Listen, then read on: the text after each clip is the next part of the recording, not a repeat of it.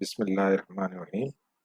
Uh, so welcome to the second part of our lecture on capital structure and leverage. So, in the first part, we covered some aspects of the capital structure, and some of the aspects will be covered in this part. So, we'll start with the optimal capital structure. So, now what is optimal capital structure? The capital structure mix of debt, preferred, and common stock at which P naught is maximized. So optimal capital structure is where your stock price is maximized in the stock market. So you can go over the stock prices over the previous um, certain period, and then you can find out KG concept at which point your stock price was the highest. The point at which your stock price was highest, at that point whatever is your capital structure, that is your optimal capital structure. So one way of determining the optimal capital structure is going through the stock prices. Now, why we are saying that this is the optimal capital structure, the point where your stock price was maximum, because it trade off higher return on equity, expected return on equity, and earning per share against higher risk. The tax-related benefits of leverage are exactly offset by the debt's risk-related cost. Right. So here is the definition of optimal capital structure as well. कि जी optimal capital structure वो है जहाँ पे आपके tax related benefits of leverage, means tax related benefits of your debt, are exactly offset by the debt's risk related cost. ठीक है, तो debt और जहाँ पे आपका जो cost है और जहाँ पे आपका benefit है वो एक दूसरे को offset कर रहे हैं. That is the point where you have the optimal capital structure. Target capital structure we defined in the previous lecture as well. The target capital structure is the mix of debt, preferred stock, and common equity with which the firm intends to raise capital. ठीक है, तो target capital structure is different and optimal capital structure is a different concept. Target ये था कि जहां जो आपने target set किया था कि जी हमारा इतना डेट होगा, इतना इक्विटी होगा और कितने हम शेयर्स इशू करेंगे, तो वो सारा आपका that was your target. Whereas optimal capital structure at point where your stock price is maximized.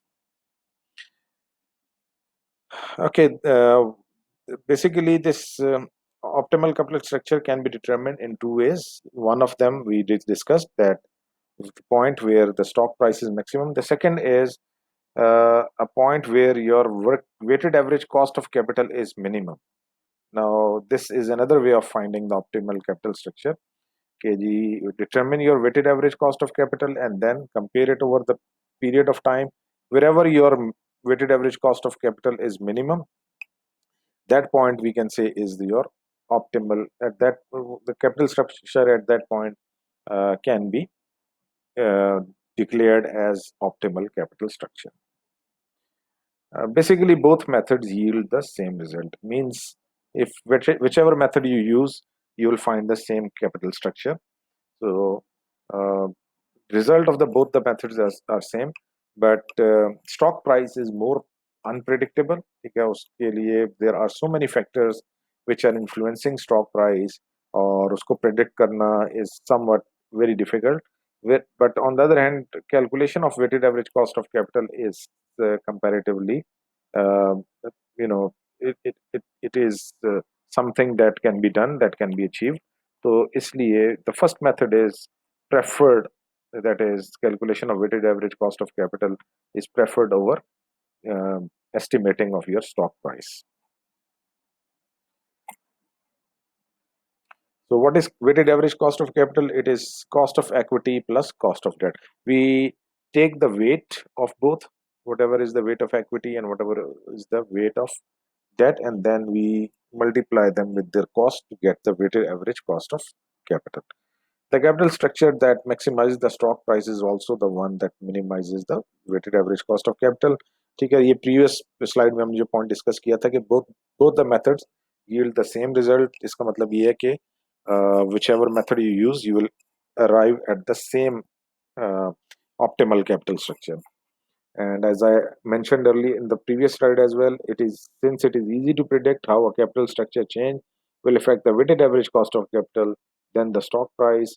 Many managers use the predicted changes in the weighted average cost of capital to guide their capital structure decisions. ठीक है, तो preference जैसे मैंने आपको बताया था कि जी preference is given to the weighted average cost of capital method rather than estimating your stock prices, क्योंकि stock prices are very unpredictable. और अगर आप पाकिस्तान की बात करें तो पाकिस्तान की तो बिल्कुल ही आप कह लें कि very difficult to predict. Any event can change the stock price in a matter of seconds.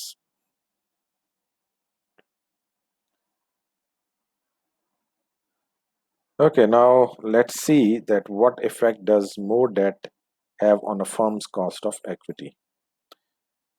If the level of debt increases, the riskiness of the firm increases. ठीक है, ये तो एक जो established चीज़ है कि जैसे जैसे आपका लोन बढ़ता चला जाएगा, आपका रिस्क जो है वो बढ़ता चला जाएगा, क्योंकि लोन जो है वो फिक्स्ड कॉस्ट है, फिक्स्ड कॉस्ट एक्सपेंस है, वो आपको लोन भी वापस करना है, उसके ऊपर आपको इंटरेस्ट भी हर सूरत में पे करना है। If you fail to do that, you will end up in bankruptcy. तो इसलिए this is one of the fact that whenever the level of debt increases, the riskiness of the firm also increases.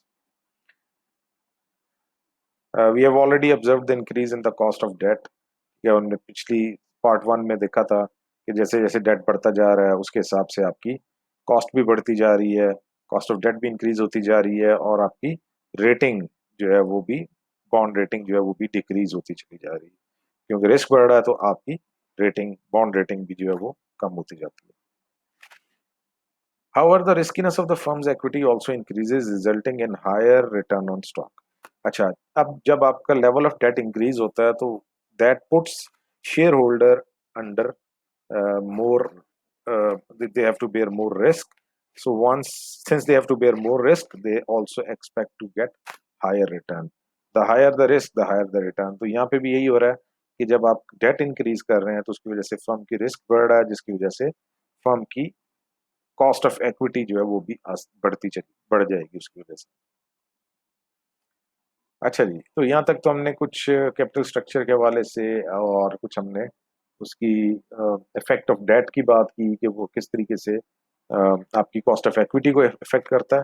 अब एक और हम concept इसमें देखना चाहते हैं कि which is the concept of recapitalisation. Recapitalisation का कॉन्सेप्ट ये है कि जी कंपनीज अपने कैपिटल स्ट्रक्चर को they want to review their capital structure और they want to change their capital structure. तो उसके लिए वो क्या करते हैं कि they borrow certain amount and then they use that borrowed amount to purchase the shares. ठीक है, तो on one hand the level of debt increases, on the other hand your level of equity decreases. So somehow your capital structure is it is revisited, it is restructured. तो इसलिए इसको हम this process is called recapitalization. अच्छा, अब इसमें क्या किस तरीके, what are the sequence of events in recapitalization? First of all the firm announces the recapitalization. ठीक है जी, तो कंपनी जो है जो रिकैपिटलाइजेशन की तरफ जा रही है वो अपना इस इंटेंशन को दे मेड इट पब्लिक कि जी हम we are considering to recapitalize, are considering to change our capital structure. For that purpose new debt is issued। ठीक है, तो उसके लिए बॉन्ड्स भी हो सकते हैं, उसके लिए जो है वो borrowing from the financial institution भी हो सकता है, नोट्स पेबल भी हो सकते हैं। So whatever mean is used to get the loan that is used, then proceeds are used to purchase stock. अब वो जो आपके पास लोन का पैसा आ गया उससे आप क्या कर रहे हैं, आप उससे अपना स्टॉक परचेज कर रहे हैं from the stock market. The number of shares repurchased is equal to the amount of debt issued divided by price per share। ठीक है, तो कितने shares आप repurchase कर पाएंगे, that depends on the stock market, the price per share in the stock market। तो uh, the amount that you have raised through loan, ठीक है, आपने जो debt लिया है उसको divide करेंगे price per share in the market, and that is the number of shares that you can purchase। तो वो आपके पास नंबर ऑफ शेयर्स की आपकी कैलकुलेशन हो जाएगी। Okay, here is the one example where we are analyzing the recapitalization at various debt levels and determine the earning per share and times interest earned at each level। ठीक है, तो different levels हैं, different levels of debt के. For example, we are starting with an initial with the first example that we are considering here is where the debt is equal to $0. कोई debt नहीं है आपका. तो this is the situation here that earning per share is ये net income आ गया divided by shares outstanding. तो net income EBIT minus debt minus interest is your net income. उसको आपने outstanding share से divide किया तो आपके पास earning per share आ गया which is $3. ठीक है, तो $3 earning per share है at point where 80,000 shares issue किए हुए हैं और आपके पास जो अर्निंग बिफोर टैक्स है वो 400,000 का है और 40% इस पे आप टैक्स पे कर रहे हैं. तो that is where you have zero debt. Okay, now the debt is increasing to 250,000. ठीक है, 250,000 डेट हो गया और at that point we are paying 8% interest on debt. जिसे रिटर्न ऑन डेट या इंटरेस्ट कह लें. तो 250,000 का हमारे पास डेट है जिसपे हम 8% इंटरेस्ट पे कर रहे हैं. Now we have to purchase, we are going for recapitalization. So this 250,000 that we borrowed, उससे करना क्या है, उससे हमने शेयर्स खरीदने हैं. कितने शेयर्स ले सकते हैं? Here we are assuming that price per share in the market is $25. So 250,000 divided by 25, 10,000 shares. So we can purchase 10,000 shares from the market. Acha, once we have purchased these 10,000 shares, what will be the effect on our earning per share?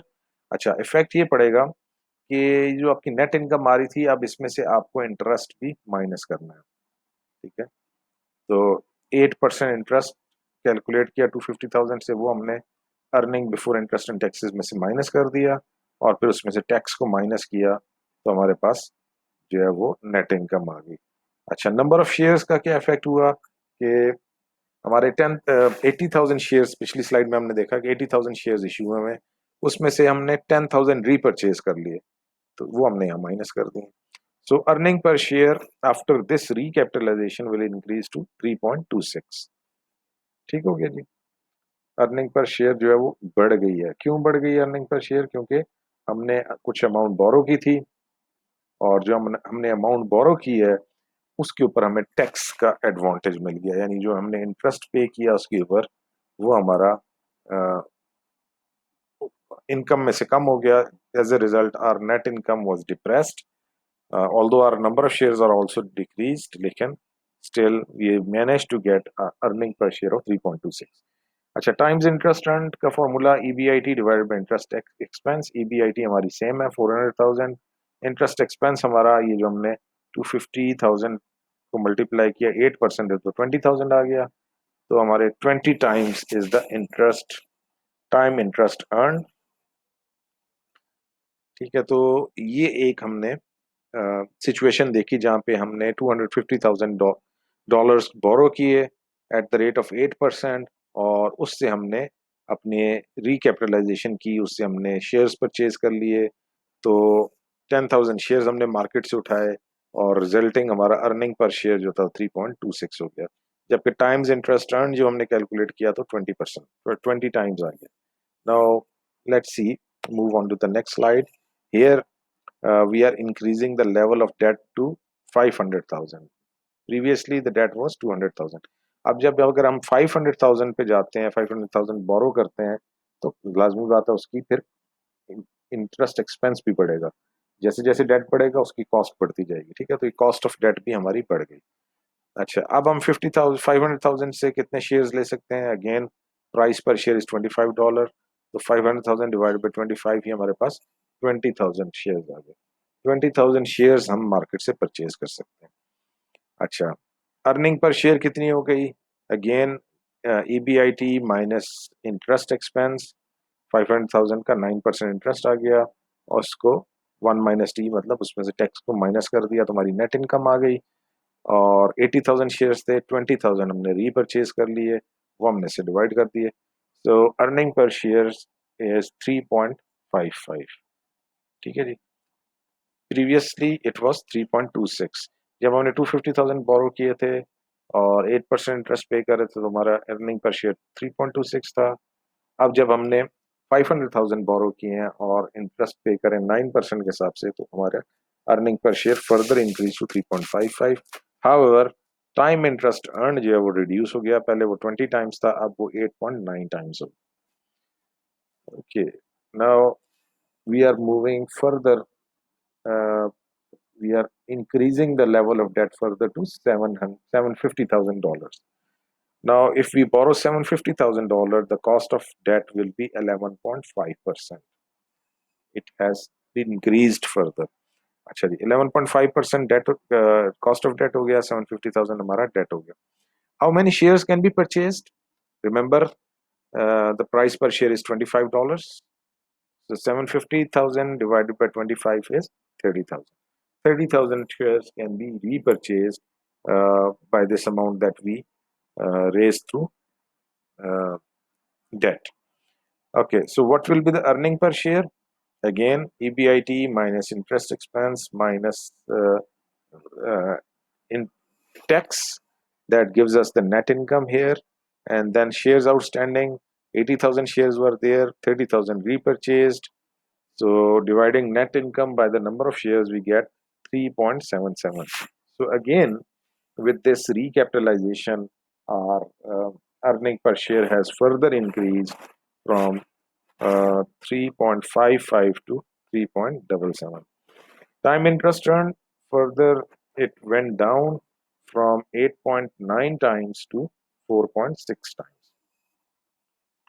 Okay, so another further another analysis, another scenario where we are borrowing $1 million. Okay, if we want to borrow $1 million, we have to pay interest expense. The cost of debt at that point at one for 1 million is 14%.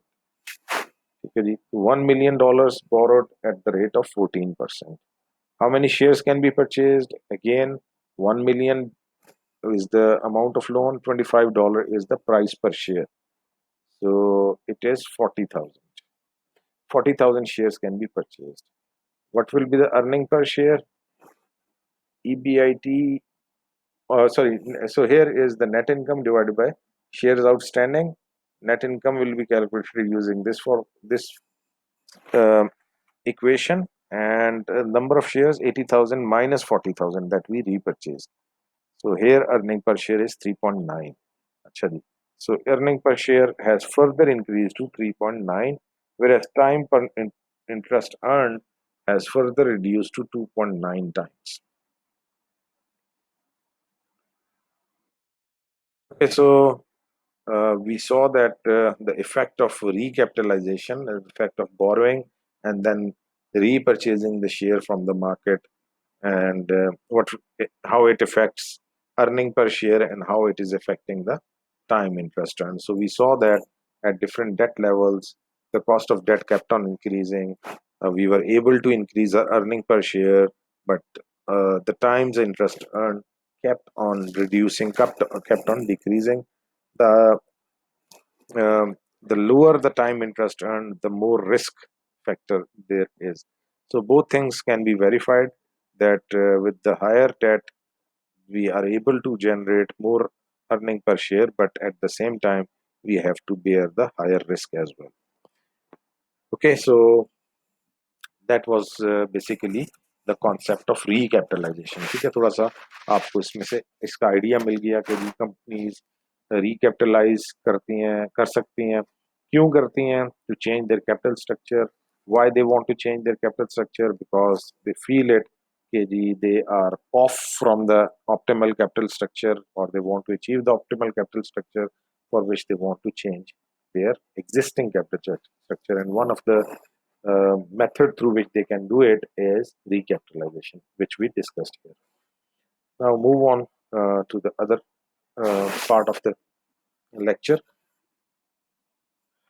Here we are discussing the Hamada equation. What is Hamada equation? That we'll discuss, but before that we need to understand that because the increased use of debt causes both the cost of debt and equity to increase, we need to estimate the new cost of equity. ठीक है, तो जब हमारा cost of date increase कर गया, हमारा overall date increase कर गया, तो कॉस्ट ऑफ डेट इंक्रीज कर गया, how it is going to affect our cost of equity, that can be estimated using this Hamada equation. The Hamada equation attempts to quantify the increased cost of equity due to financial leverage. ठीक है, तो debt how it is going to affect our cost of equity, उसको हम quantify कर रहे हैं using this Hamada equation. So basically, it uses the unlevered beta of a firm, which represent the business risk of a firm as it had no debt. Okay, one value that we need for this Hamada equation is unlevered beta. वो क्या चीज़ है unlevered beta? कि unlevered indicates no debt. Unlevered means there is no debt. So if there is no debt, then what is the amount of beta means? What is the risk factor? And in other words, we can say this is the business risk. Unlevered beta indicates the business risk of the firm. So this value we need to have in order to calculate the cost of equity using Hamada equation. So this value should be known कि जी क्या value है unlevered beta की क्या value है. So as I told you that if we have the value of unlevered beta, then we can calculate levered beta. Levered beta क्या है? ये आपका basically this is going to be your cost of equity. This will indicate your cost of equity. So unlevered beta 1 plus 1 minus t. T here is the rate of tax, and D is debt divided by equity, debt to equity. So these are we have to if we have these values available, then we can calculate the value of levered beta. So we need to have unlevered value of unlevered beta, we need to have the rate of tax, and we need to have the value for debt divided by equity or debt ratio. So here is an example that suppose the risk-free rate is 6%, as is the market risk premium. The unlevered beta of the firm is 1, and the total assets are 2 million. Okay, this is an example that we are considering. कि risk free rate कौन सा होता है? Risk free rate वो होता है जो आपको टी बिल्स पे पड़ता है, ठीक है, उसको हम जो whatever interest rate is there on T bills, treasury bills, they are considered as interest as risk free, इसलिए कि उसमें डिफॉल्ट के चांसेस ऑलमोस्ट जीरो हैं. They are issued by the government.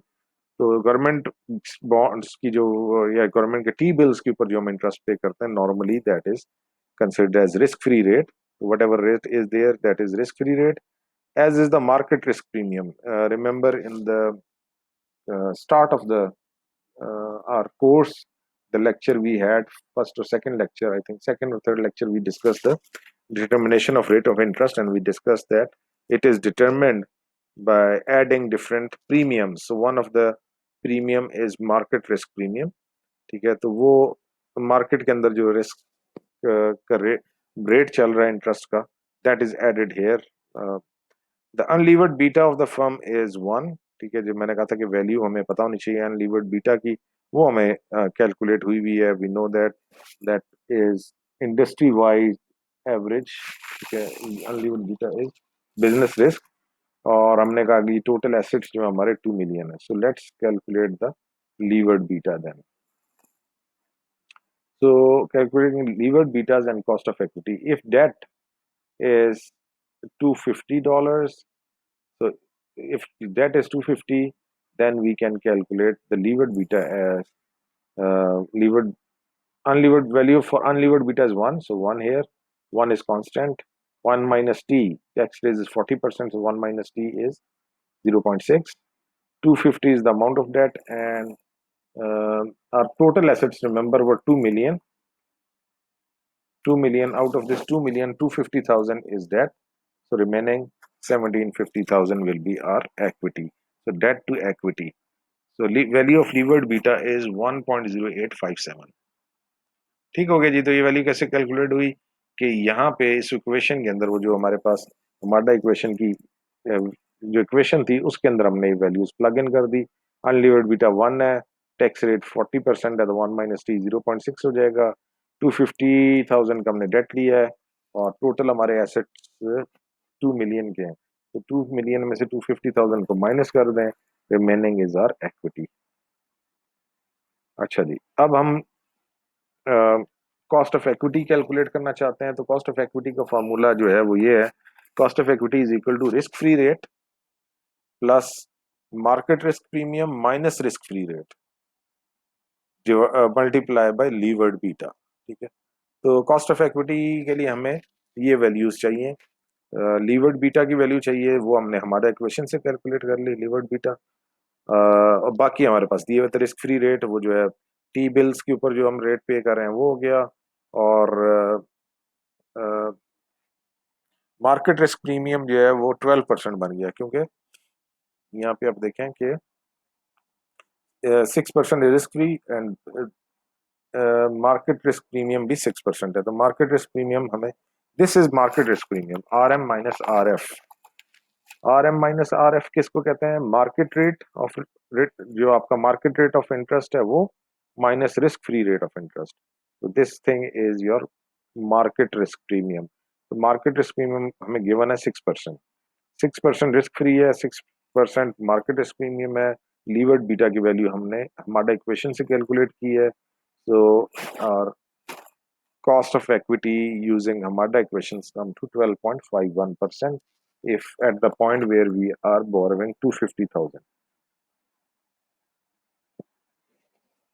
Okay, so this is how you understand कि आप देख सकते हैं कि जी हमारा इक्वेशन क्यों यूजफुल है, क्योंकि उसकी मदद से हम लीवर्ड बीटा कैलकुलेट कर सकते हैं, और लीवर्ड बीटा अगर हम कैलकुलेट कर लें तो फिर हम कॉस्ट ऑफ इक्विटी भी फाइंड आउट कर सकते हैं यूजिंग दिस फॉर्मूला। ठीक है, तो for calculating cost of equity we need to have the value, जो हमें वैल्यूज पता होनी चाहिए, रिस्क फ्री रेट कितना है, मार्केट रिस्क प्रीमियम कितना है, और हमारे पास लीवर्ड बीटा की क्या value.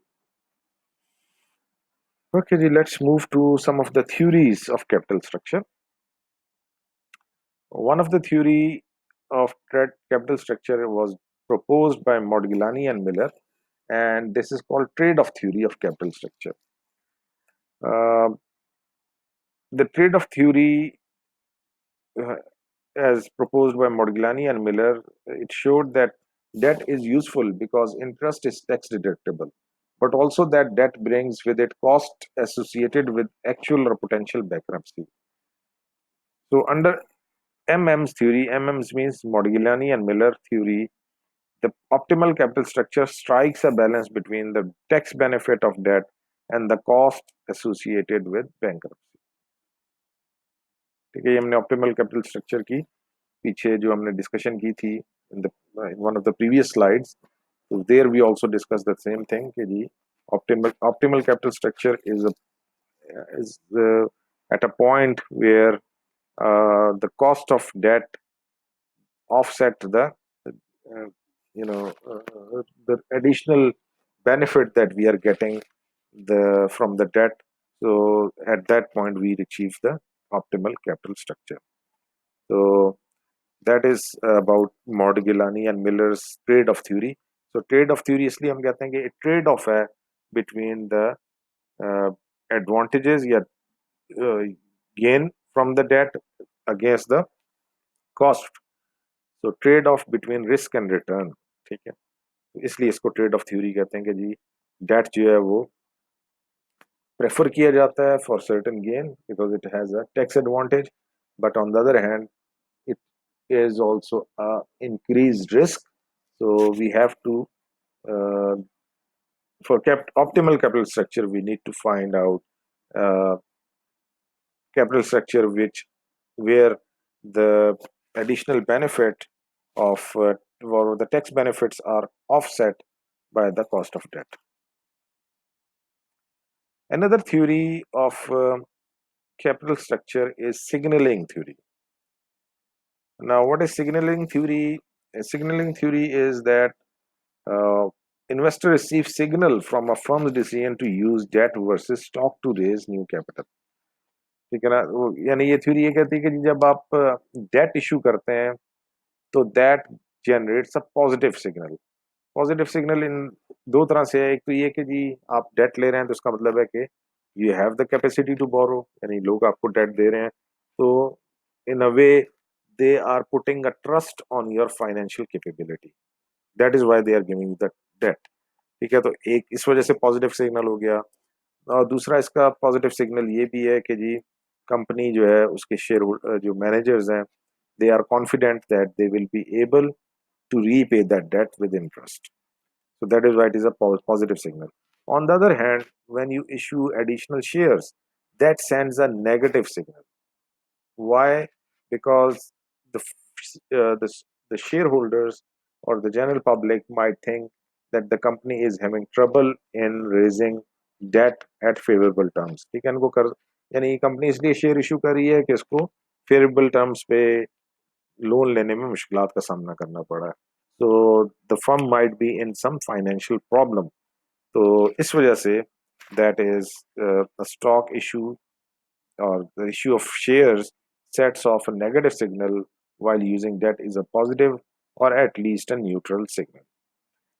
As a result, companies try to avoid having to issue stock by maintaining a reserve borrowing capacity, and this means using less debt in normal times than a Modigliani and Miller trade-off theory would suggest. ठीक है, तो reserve borrowing capacity का concept ये है कि जी आप उतना ही loan लें जो आप इजीली एट फेवरेबल टर्म्स ले सकते हो और रीपे भी कर सकते हो, और अपनी बुरे वक्त के लिए कुछ ना कुछ अपने लिए कुशन रखें, क्योंकि the more that you have, the more cost you have to bear, and the more risk of bankruptcy is there. So reserve borrowing capacity means that you have reserved the option of getting more loan for harder times. ठीक है, बुरे वक्त के लिए आपने अपने अपना जो है क्वेश्चन रखा हुआ है कि एट एनी पॉइंट अगर आपको फाइनेंशियल डिफिकल्टीज का सामना करना पड़े तो फिर आप उसकी तरफ जा सकते हैं। सो नॉर्मल सर्कमस्टांसिस के अंदर the firm should avoid issuing too much issuing the stock. ठीक है, क्योंकि जैसे हमने कहा कि it is sending some negative signal as well in the market. Okay, Ji, sometimes the firms also borrow. Why? Because they believe that this will discipline their managers. A firm's owner may have it use a relatively large amount of debt to constrain the managers. ठीक है, तो वजह यही कि जब आप बोरो कर लेंगे एडिशनल रिस्क आ जाएगा, और एडिशनल रिस्क की वजह से, एडिशनल बर्डन की वजह से the managers will their spending will be constrained. ठीक है ना, वो जब आपके पास ज़्यादा फंड्स हों तो then many bright ideas come, और उसकी वजह से फिर बाज़ औक़ात जो है specially we know that there is agency conflict, there is a conflict of interest of the top level managers or the board of directors with that of the shareholders. So at times this can happen that the board of director take certain decision which suits the top level management, but it is not suitable for the shareholders. जैसे कि अगर board of director अपने perks को, अपनी जो है salaries को increase करना चाहें तो दैट सूट्स देम। ठीक है, वो उनके लिए तो बहुत अच्छी चीज़ है, लेकिन that is not something which is preferred by the share holders. तो इसलिए आप ये कुछ यानी फर्म्स का ये अप्रोच ये है, वो कहते हैं कि जी इतना पैसा छोड़ो ही ना कि उसको हम किसी और काम के लिए ला सकें, या so if also get some loan in order to put the pressure on the managers के लिए हमने तो ये लोन भी वापस करना है, इसका इंटरेस्ट भी वापस करना है, तो they don't think of doing anything which goes against the interest of the shareholders. A high debt ratio raises the threat of bankruptcy, which carries a cost, but which also forces managers to be more careful and less wasteful with shareholders' money. जैसे हमने अभी बात की, many of the corporate takeovers and leveraged buyouts in recent years were designed to improve the efficiency by reducing the free cash flow available to the managers. ठीक है, तो ये आपने जो मिड टर्म दिया था उसके अंदर भी हमने डिस्कस किया था, उसके अंदर भी एक क्वेश्चन ये था कि how we can utilize the free cash flows. तो फ्री कैश फ्लोज की एक यूटिलाइजेशन ये भी है कि इससे हम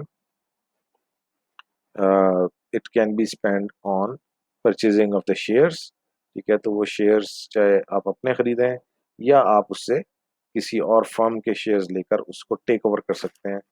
तो ये टेक ओवर के लिए भी बेसिकली फ्री कैश फ्लोज ही यूज हो रहे हैं। तो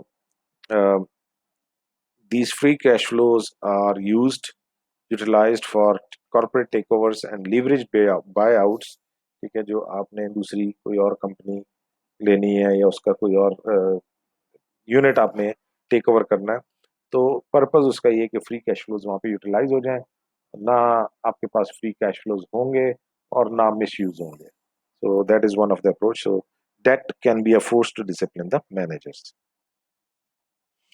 Okay, ji, we reached to the last slide where we'll be discussing some of the checklist for capital structure decisions.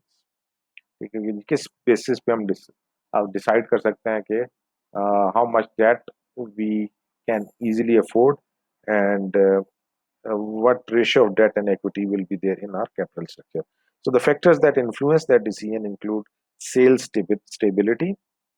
Those firms which have stable sales, for example, utility companies, uh, they can afford they can afford a higher level of debt, ठीक है, stable है उनकी sales, तो it is easy for them to plan and repay the loan।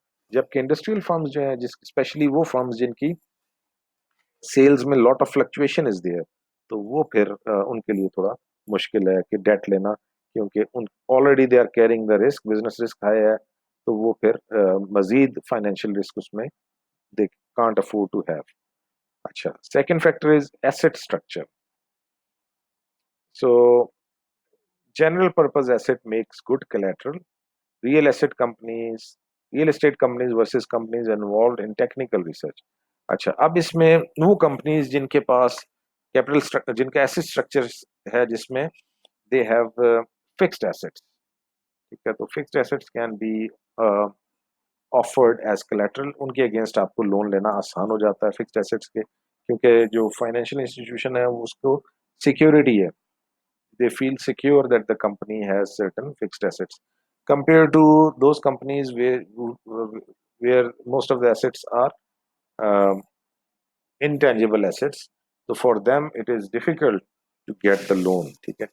another factor is your asset structure कि आपकी balance sheet में fixed assets का proportion कितना है। so the higher the proportion of fixed assets, the easier it is get loan at favorable terms। अच्छा जी, next is operating leverage। operating leverage is, remember, it is the fixed cost which is there in your business। so the higher the fixed cost, the lower you can afford to get loan, ठीक है ना। पहले ही आपकी cost fixed है, high amount of fix cost you have to bear. अब आप उसमें अगर इंटरेस्ट भी यानी लोन की कॉस्ट भी शामिल कर दें जिसमें आपको फिक्स अमाउंट ऑफ इंटरेस्ट भी पे करना है, तो वो आपके लिए फिर फाइन और ज्यादा रिस्क फैक्टर हाई हो जाएगा। so the firms having higher operating leverage can afford less loan or debt compared to the firms with low operating leverage। Those firms with low operating leverage can get more or higher amount of loan। अच्छा जी, एक और factor है growth rate. High growth rate would encourage reliance on debt. आप देखें वो companies जो बहुत तेजी से ग्रो कर रही हैं, जिनकी सेल्स बड़ी तेजी से इंक्रीज कर रही हैं, तो चूंकि उनकी सेल्स बहुत तेजी से इंक्रीज कर रहे हैं, तो they feel it comfortable to get the loan, कि लोन लेंगे तो आसान, क्योंकि सेल्स उनकी बढ़ रही हैं, तो they afford it, they can afford to get loan and repay. so that factor will influence the capital structure decision। profitability, how it affects that firms with high rate of return on investment like Microsoft, Intel, Coca-Cola use relatively little debt। ठीक है, आप अपने retained earning से अपने जो है operations को manage कर सकते हैं, तो you don't need to go for external borrowing. तो दोज फर्म्स जिनमें they have high rate of return on investment, they don't need to go for external debt, rather they can manage their operations using retained earnings। अच्छा, फिर एक और factor है taxes का। तो हमने कहा कि जी one of the factor that influence the decision for debt, or um, in, that that makes the managers uh, think about the debt is the tax benefit, कि जी उसकी वजह से हमें डेट की वजह से टैक्स बेनिफिट मिल रहा है। लेकिन अगर आपको if your business is operating in a tax free zone, तो आपको तो फिर वो इतना ज़्यादा अपील नहीं करेगा। सो इट डिपेंड्स कि how much tax advantage you are getting because of the debt. So the higher tax advantage is there, the higher chances of getting the loan are there. Management attitude, this we already discussed previously as well, that certain some managers have aggressive approach toward the business. They are risk takers, so they go for loan and they want to get, they are they are not bother too much about the risk factor. So because of the aggressiveness, they will be inclined towards higher ratio of debt. On the other hand, the managers who are conservative or less risky, less they are not they are low risk takers, so they will prefer for low amount of debt. Another is lender or rating agency attitude. ठीक है, तो again अगर आपके पास market के अंदर funds available हैं, lenders जो हैं वो आपकी बिजनेस को दे गिव हाई रेटिंग, ठीक है, अगर आपके बिजनेस की क्रेडिट रेटिंग हाई है तो फिर obviously you will be able to get loan, आपको डेट की तरफ जाना आसान हो जाएगा compare to if you have low credit rating. Market conditions, availability of debt at reasonable cost, ठीक है, ये भी एक फैक्टर है कि भाई मार्केट के अंदर कितना पैसा अवेलेबल है और क्या रेट चल रहा है इंटरेस्ट का, so that is going to affect your capital structure this year. And the last is the firm's internal condition. Asymmetric information, managers have different or better information than about the firm's prospects than to investors. So अगर आपके managers जो हैं वो आपके firm के future prospect के बारे में दे फील सिक्योर, ठीक है, they are optimistic about it, then obviously they prefer to get more loan compare to if the business managers have pessimistic approach, ठीक है, वो उनको लगता है कि यार फ्यूचर में जाके सेल्स हमारी और कम हो जाएंगी या हमारी ग्रोथ और कम हो जाएगी।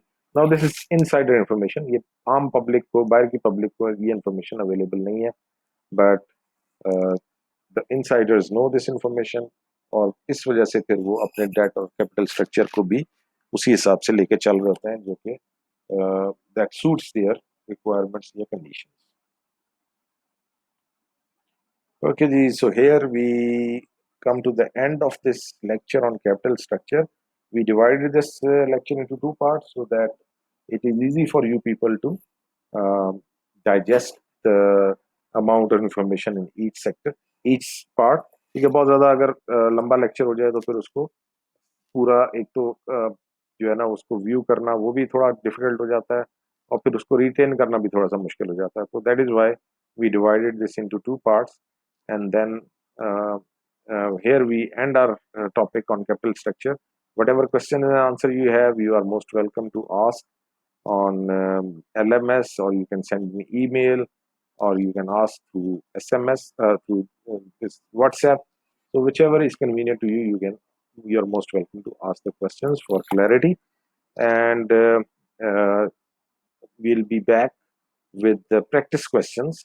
The next lecture that we'll have on this capital structure will cover the practice questions which are related to this topic. So all the theory that we covered, most of it will be again covered or revised once we use the numerical power. We cover the lecture on numerical part of this topic. Here I end my today's lecture. So kindly go over the slides. You can go up. Slides will also be shared with you. Lecture भी आपके पास है. आप इसको go over कर लें और see, hopefully the things are clear. If anything is not clear, then it can be you can share that whichever means you want to share with me. Thank you. So here I end my lecture.